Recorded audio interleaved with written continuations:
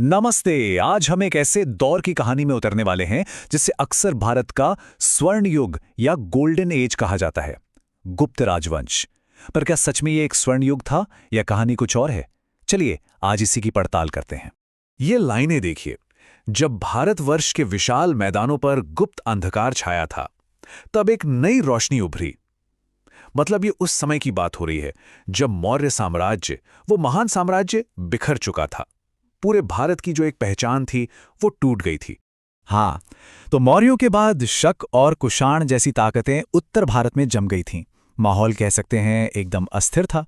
एक political vacuum सा बन गया था और भारत को इंतजार था किसी ऐसी शक्ति का जो इन सब टुकड़ों को फिर से जोड़ सके। और बस यहीं से एंट्री होती है गुप्त वंश की। तो चलिए सबसे पहले इसी आइडिया को समझते हैं, एक स्वर्ण युग का विचार। जब हम ये शब्द सुनते हैं गोल्डन एज, तो दिमाग में क्या आता है? सिर्फ एक बड़ा साम्राज्य?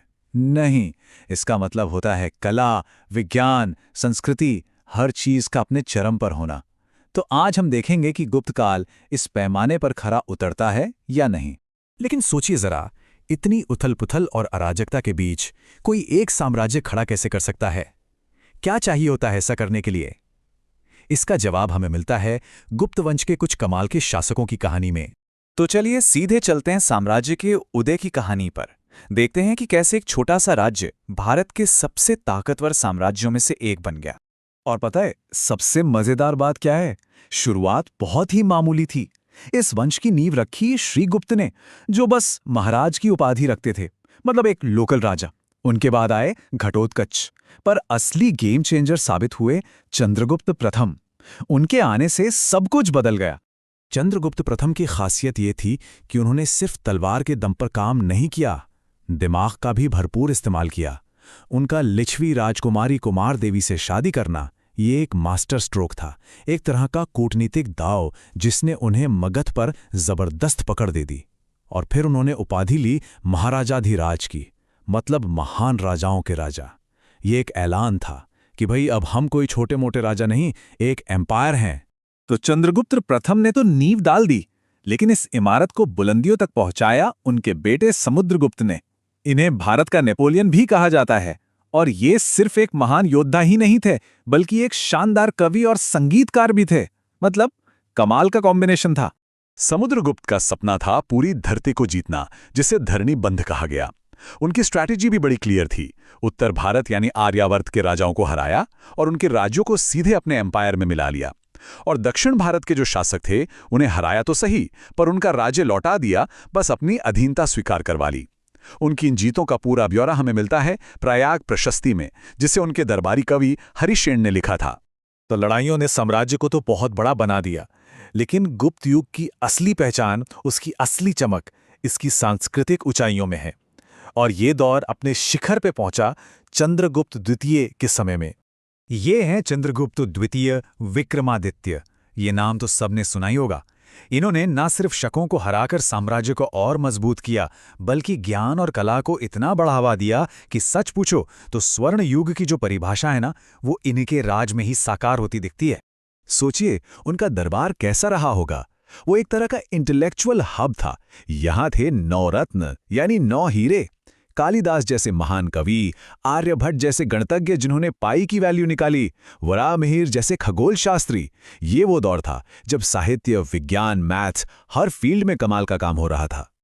और सिर्फ ज्ञान ही नहीं, कला भी अपने चरम पर थी। जरा सारनाथ की इस बुद्ध प्रतिमा को देखिए। चेहरे पर जो शांति और ग्रेस है ना, वही गुप्त कला की असली पहचान है। ऐसा लगता है जैसे पत्थर में जान डाल दी हो। दिव्यता और इंसानी खूबसूरती का इतना सुंदर मेल वाकई कमाल है। और इस ज्ञान को बढ़ावा देने के लिए एक इंस्टीट्यूशन भी बनाया गया, नालंदा विश्वविद्यालय। इसे बनवाया कुमारगुप्त प्रथम ने। और ये कोई मामूली यूनिवर्सिटी नहीं थी, ये उस वक्त का एक ग्लोबल सेंटर था जहां दुनिया भर से लोग पढ़ने आते थे। ज्ञान का एक लाइट हाउस कह सकते हैं। तो अब तक की कहानी सुनकर तो यही लगता है कि सब कुछ परफेक्ट था, है ना? एक आदर्श युग। लेकिन क्या तस्वीर वाकई इतनी सुनहरी थी? चलिए अब इस सोने की परत को थोड़ा खुरच कर देखते हैं, क्योंकि यहां कुछ दरारें भी हैं। सवाल ये है कि क्या ये गोल्डन एज हर किसी के लिए गोल्डन था? क्या समाज के हर तबके तक इसकी चमक पहुंच रही थी? और कई हिस्टोरिकल सोर्सेज भी हमें इसी चमकदार तस्वीर के पीछे झांकने को कहते हैं, एक ज्यादा कॉम्प्लेक्स, एक ज्यादा जटिल सच्चाई की तरफ। देखिए, एक तरफ तो थी राजनीतिक एकता और कमाल की सांस्कृतिक तरक्की, लेकिन दूसरी तरफ एक और चीज पनप रही थी, सामंतवाद।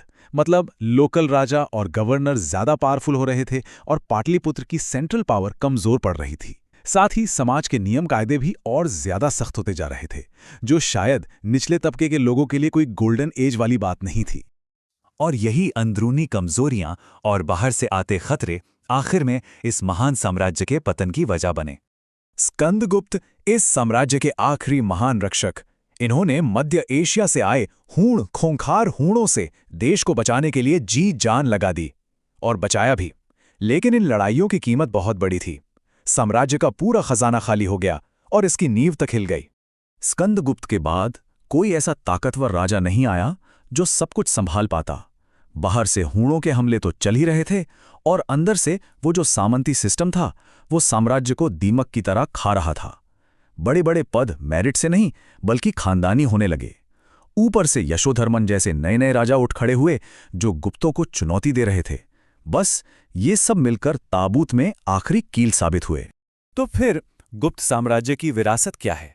हम इसे कैसे देखें? क्या ये एक परफेक्ट गोल्डन एज था, या फिर एक ऐसा दौर जिसमें चमक के साथ साथ कुछ गहरे धब्बे भी थे? देखिए, कई स्कॉलर्स का मानना है कि स्वर्ण युग का जो ये आइडिया है ना, ये अक्सर एक तरह के राष्ट्रवादी इतिहास से निकलता है। मतलब अपने अतीत को शानदार दिखाने के लिए हम कई बार उसकी मुश्किलों और कमियों को नजरअंदाज कर देते हैं। गुप्त काल में उपलब्धियां तो जबरदस्त थीं, इसमें कोई शक नहीं, लेकिन वो भी परफेक्ट नहीं था। तो आखिर में सवाल यही बचता है, क्या कोई स्वर्ण युग हकीकत में होता है, या ये बस एक खूबसूरत कहानी होती है? गुप्त काल महान कला, विज्ञान और विचारों का दौर था, ये सच है, लेकिन शायद हर चमकती चीज सोना नहीं होती। हो सकता है स्वर्ण युग एक असलियत से ज्यादा एक आइडिया हो, एक प्रेरणा जो हमें ये दिखाए कि हम क्या कुछ हासिल कर सकते हैं, और साथ ही ये भी याद दिलाए कि हर दौर की अपनी सीमाएं होती हैं। सोचने वाली बात